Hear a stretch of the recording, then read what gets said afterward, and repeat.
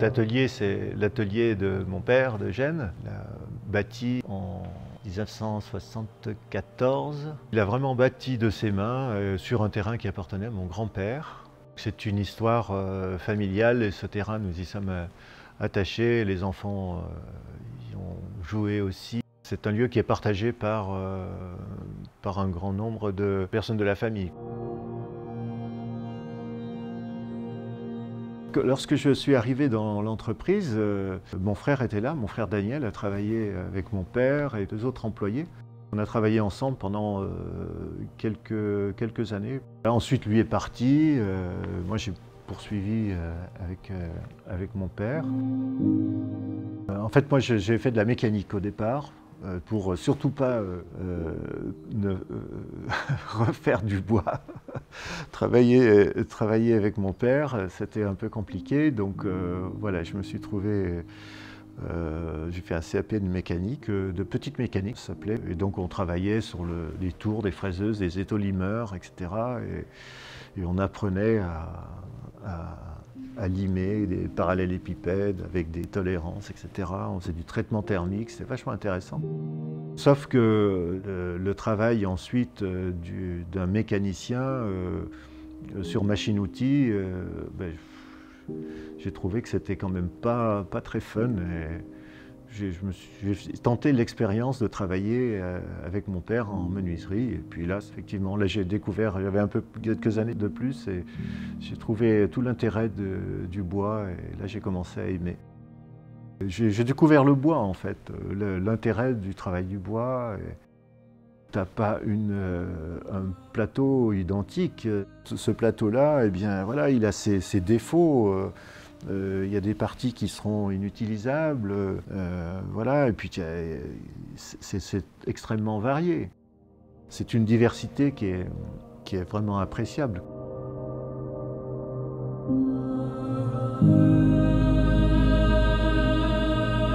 C'est sûr que c'est une matière vivante. C'est tellement vivant que il faut justement ce savoir-faire.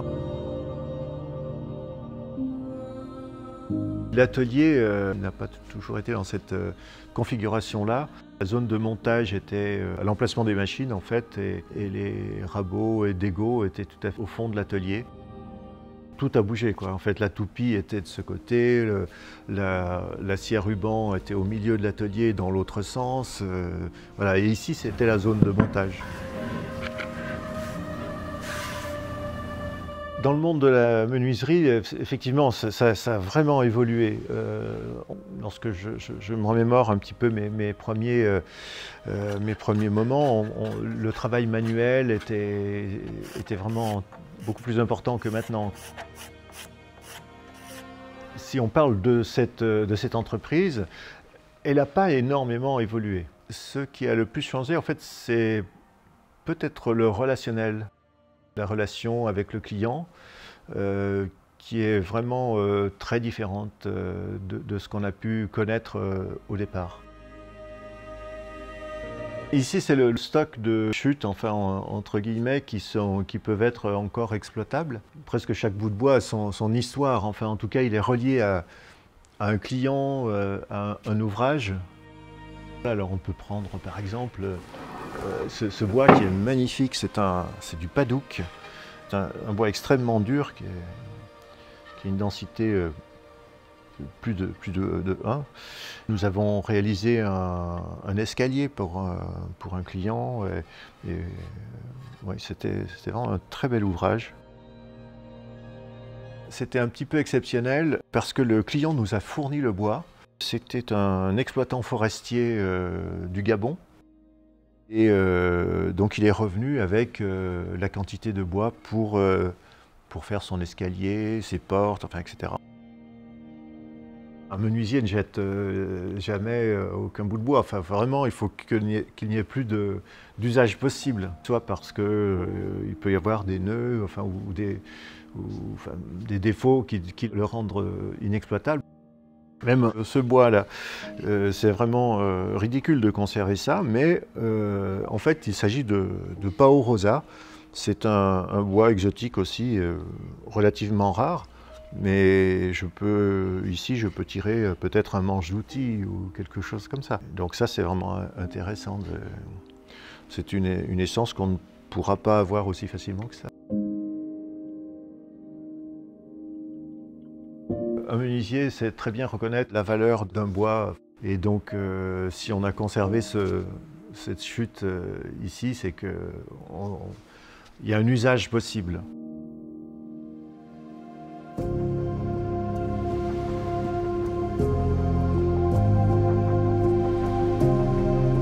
Ça, c'est un plateau qui a une histoire. Donc, c'est mon père qui avait acheté cette bille d'orme ronceux, en fait sans en avoir un usage particulier. Mais comme c'était une bille exceptionnelle, il l'avait acheté et il restait ce plateau que j'avais un peu oublié dans le fond du stock et que j'ai ressorti il y a quelques temps. C'est un plateau magnifique et donc je ne sais pas encore ce qu'on va en faire. Ah, j'ai pas envie de le couper, non, j'ai juste envie de le travailler et j'ai même pas envie de le raboter, de le dégauchir et de le raboter pour lui conserver son aspect un petit peu brut et très raffiné avec ses tout petits nœuds. Je sais pas du tout comment je vais le traiter, mais on en fera quelque chose, c'est sûr. On va le conserver dans son jus, dans son état. Il faut juste trouver l'emplacement et puis le bon moment.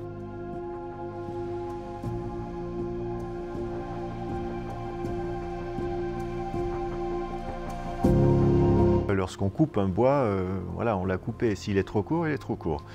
Et donc il faut le reprendre et on ne peut pas ressouder du bois. Enfin, on ne peut pas le ressouder dans sa longueur. Il n'y a pas de collage possible dans la longueur des fibres.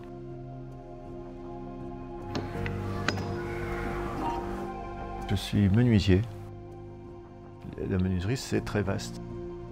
On peut réaliser du parquet, de la pose de parquet, jusqu'à des portes, fenêtres, escaliers et mobilier bois massif.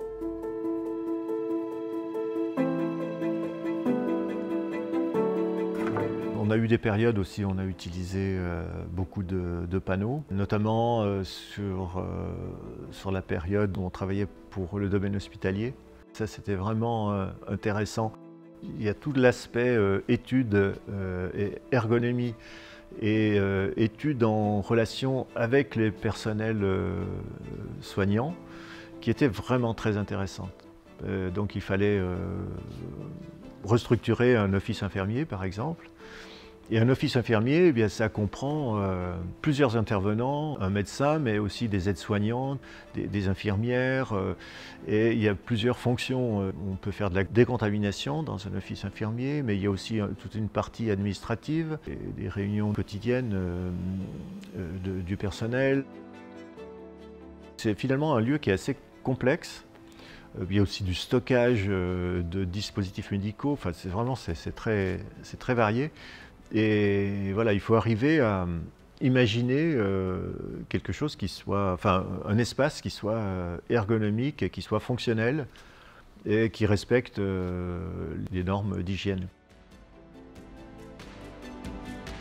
Lorsqu'on va chez un particulier, vraiment, on va dans son intimité, on va dans son espace, il nous explique ses besoins, la façon dont il vit, enfin, voilà. Et donc pour définir exactement le besoin et pour faire la proposition la plus adaptée. C'est de l'artisanat parce que on n'a pas de série, on ne travaille pas sur de la série. C'est toujours un objet unique. Et l'intérêt, c'est de s'adapter au maximum aux besoins du client. L'apprentissage, il y a une partie de technique et puis une pratique en fait. Il faut avoir vu beaucoup d'essences de bois, connaître voilà, ces particularités de chacune. Et tout ça fait une expérience, fait un savoir-faire. L'apprentissage, il sera tout à fait différent dans une entreprise industrielle que dans une entreprise artisanale. Sur certaines entreprises, les essences ne seront pas variées du tout. Mais généralement, dans les entreprises artisanales, comme les besoins sont extrêmement variés, eh bien, on va retrouver beaucoup d'essences différentes. Et ici, enfin, les jeunes qui sont passés là, ils avaient la chance de voir un panel d'ouvrages et d'essences assez peu courantes. Alors maintenant, on a tendance à travailler de moins en moins le bois exotique. Et puis alors ces essences-là, Padauk, Pao Rosa, Kawazingo, ça devient extrêmement rare. Et puis peut-être on peut avoir des essences locales qui seraient peut-être pas plus adaptées, mais en tout cas dont l'empreinte écologique serait moins forte. Ça, c'est notre dernière acquisition, hein, donc quand même peut-être une petite dizaine d'années. Et c'est une scie de précision, on va dire, donc qui va nous permettre de calibrer des panneaux ou du bois. On a tout un ensemble d'outillages, c'est-à-dire de scies, qui sont spécifiques à chaque matériau et également à chaque opération. C'est-à-dire que l'on peut, lorsqu'on débite un plateau brut, on va monter un certain type de lame. Pour faire des coupes fines, on aura un autre type de lame. La différence, c'est la précision. Quand on a fait l'acquisition de cette machine, moi j'avais plutôt un travail de bureau. Et ce qui fait que j'étais assez peu dans l'atelier. C'est le chef d'atelier qui avait vraiment l'usage de cette machine. C'était donc Bernard, donc notre Bernard, hein, qui régissait tout ça. Il fallait être dans le bureau. C'est sûr qu'à cette époque, il y avait 5 ou 6 personnes à l'atelier et donc il y avait un travail de bureau absolument indispensable pour alimenter l'activité de l'atelier. Donc ça veut dire aller chercher les clients, faire les devis, voilà, la facturation, etc. L'entreprise a évolué et s'est adaptée en fonction des circonstances, en fonction des marchés. Le plaisir de travailler le bois, alors c'est le plaisir déjà de découvrir l'essence. Lorsqu'on rabote un bois, on découvre en fait tout ce qui fait son intérêt, son charme. Parce qu'un bois brut, on ne voit pas vraiment son veinage, sa couleur, etc. Et donc ça, découvrir le veinage à la sortie d'une rabot ou d'une dégot, c'est vraiment un plaisir. Ensuite, il y a tout l'aspect construction d'un ouvrage, qui soit adapté au client, etc. Donc ça, c'était une autre phase.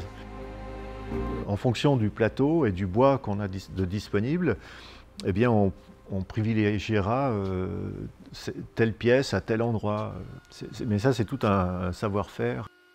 À chaque fois, on pense à l'usage final de la pièce de bois. Dans la construction d'un ouvrage, on va prendre l'exemple d'une porte. On va privilégier les montants, on va essayer de les prendre dans des plateaux de cœur et plutôt sur l'extérieur en éliminant l'aubier. Et on va privilégier le montant qui sera le plus rectiligne, qui aura le moins de déformation ou de défauts. On va plutôt le positionner sur la partie qui va recevoir la serrure. C'est un savoir qui tend à disparaître, c'est sûr. Et c'est peut-être la raison pour laquelle il y a de moins en moins de fabricants, de menuisiers fabricants en bois massif, parce que ça implique justement ce savoir-faire-là.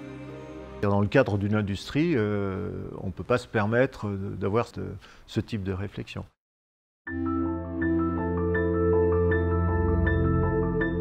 On livre l'objet fini. Donc voilà, ça comprend la teinte, le vernis, ou la finition complète. Ça, c'est le choix du client, hein, donc il voulait un chêne noirci, noir comme ça. On a utilisé une teinte à l'eau qui a la particularité comme tout est teint à l'eau, de faire remonter les pores des bois. On va procéder en 2 parties. On va passer une première couche de teinte. Malgré que le bois ait déjà été très bien poncé, les pores se relèvent encore un peu. Et donc on va à nouveau poncer derrière, ce qui va occasionner un enlèvement de la teinte. Et donc on va reteinter à nouveau une deuxième fois. J'ai arrivé avec un modèle, mais par contre il fallait que ça s'adapte aux dimensions de sa pièce. Et puis il a eu quelques exigences en termes d'épaisseur de bois. Chaque ouvrage, on va dire, est passé sur ses tréteaux. Ah, oulala, je ne sais pas, des centaines peut-être. Oui, des centaines d'ouvrages, oui. Ils ont à peu près une cinquantaine d'années, et peut-être même un peu plus, puisque mon père avant était dans un petit atelier là-haut, juste à côté. Et si ça se trouve, ils datent de cette époque, donc ils sont peut-être encore plus anciens que ça. Ça s'appelait Menuiserie traditionnelle Belin. On a été amené à changer le nom de la société lorsqu'on a travaillé pour l'hospitalier. Menuiserie traditionnelle, ça ne sonnait pas bien pour cette clientèle-là. Belin Création, ça permettait de s'adapter un petit peu à un panel de clientèle potentielle plus important. McDo, c'était intéressant parce que les projets c'est complètement fou, quoi. Ce qui était fou, c'était les délais aussi dans lesquels il fallait intervenir. Ils ne réfléchissaient pas trop à la faisabilité. Il fallait quand même trouver des astuces pour réaliser tout ça. Mais on a fait vraiment des trucs bizarroïdes. On a fait des chevals d'arçon, par exemple, qui servaient de siège. Il y avait un concept sport. Les sièges, c'était des sièges de vélo. Enfin, il y avait toujours des originalités, on va dire, qui étaient vraiment intéressantes. On a réalisé des M en mélèze de 3 mètres de haut, en mélèze massif. Il fallait que c'est un aspect taillé à la tronçonneuse. Sur 30 mètres de long, on a fait le plan de Paris en incrustation au sol, sur la longueur du restaurant. Il y avait besoin d'un coffrage avec la Seine et les bâtiments remarquables. Ça, c'était vraiment un travail original. Il y avait un petit côté folie qui faisait que, voilà, moi je marchais un peu à ça. Ah, ça c'est du platane. Le platane, c'est un bois magnifique qui ne s'utilise pas du tout en menuiserie, si ce n'est que pour faire des plateaux de table, des choses de ce genre, mais en aucun cas un ouvrage mobile de type fenêtre ou porte, voilà. Parce que c'est un bois qui a tendance à travailler beaucoup. Sur des ouvrages qui doivent assurer une étanchéité, par exemple, c'est un peu problématique. Et on le retrouve aussi en plaquage. On peut faire du mobilier de très grande qualité avec ce type de bois. Ah, c'est un magnifique noyer de pays qui a été scié dans les terres froides. Un très beau plateau. Oui. On va faire du mobilier, par exemple. On a réalisé de très belles tables avec des plateaux massifs sur des structures acier. Ça faisait des tables très modernes. Il n'y a pas eu de bureau d'études, je l'avais dessiné, oui. Le client avait une idée, enfin l'idée de ce piétement. Il voulait quelque chose de très épuré, simplement 2 appuis. La table était très stable. Pour acheter du noyer, il y a un scieur qui ne scie exclusivement que du noyer. Il faut choisir les billes, et donc là, la négociation est très minimaliste. En fonction de la couleur, de la longueur de la bille, le prix est variable. Chaque bille est ouverte et sous-pesée. Et quelquefois, on peut avoir des gerces très discrètes voilà, qui vont se révéler après rabotage. Entre un bois bien sec et un bois comme ceci, eh bien, il n'y a pas de différence d'aspect. Ah, il y a une prise de risque. Il y a une prise de risque parce qu'il y a d'une part l'aspect du bois, mais il y a aussi son hygrométrie qu'on ne peut pas estimer vraiment précisément comme ça. Il faut le mesurer. Et ça, on le mesure pas chez le fournisseur, on le mesure à l'atelier, quoi. Et quelquefois, on a des surprises. Donc après, c'est une négociation à faire avec le fournisseur. Ces billes-là, pour moi, elles ne sont pas suffisamment sèches. Et donc ça va repartir chez le fournisseur parce que voilà, je ne peux pas prendre le risque de faire un ouvrage important et qui a des déformations. L'hygrométrie, c'est très important. On ne peut pas travailler de bois vert en menuiserie. Ça, c'est pas possible. Il faut au maximum une hygrométrie de 16-18. Sinon, les défauts peuvent apparaître après coup. Dans une entreprise industrielle, c'est difficile d'avoir cette réflexion-là. Mais pour nous, c'est vraiment essentiel. Lorsqu'on va acheter le bois, on ouvre la bille, on regarde les plateaux et en fonction de l'objet à réaliser, on prendra telle ou telle bille.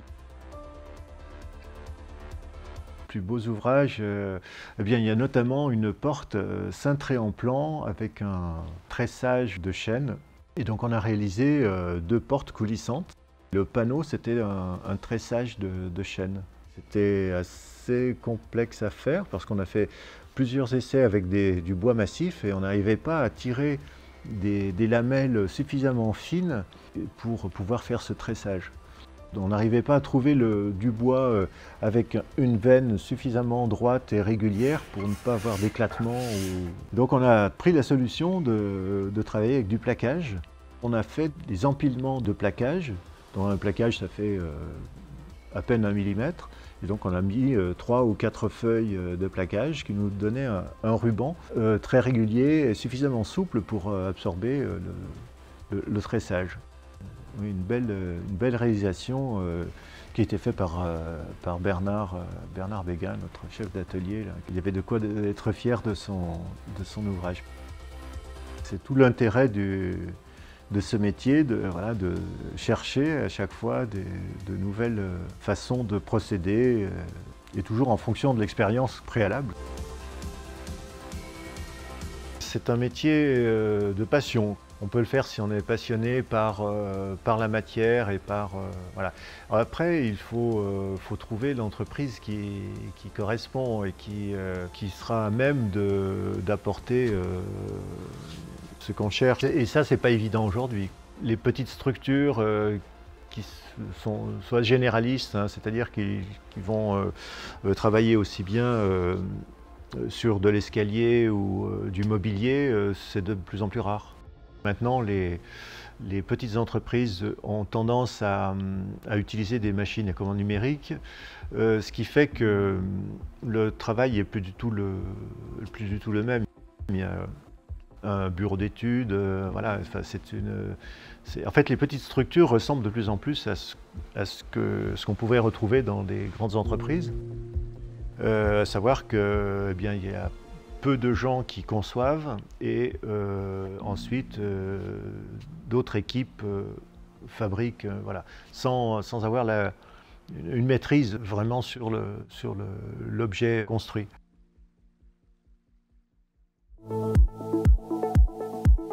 On fait tout le temps des pièces uniques. On fait tout le temps des pièces uniques, oui, tout à fait. Oui, oui. Je prends beaucoup de plaisir à faire des projets même simples. Une table, un beau plateau de table, c'est vraiment autant de plaisir que de faire un ouvrage très complexe. Parce que, évidemment, en menuiserie, quand tu as des ouvrages très compliqués, c'est beaucoup de temps aussi d'implication. Donc ça, c'est quelquefois un peu lourd. Mais oui, réaliser une belle table, ça, c'est joli. Parce que tu as vraiment l'aspect du bois dans toute sa largeur et c'est vraiment intéressant.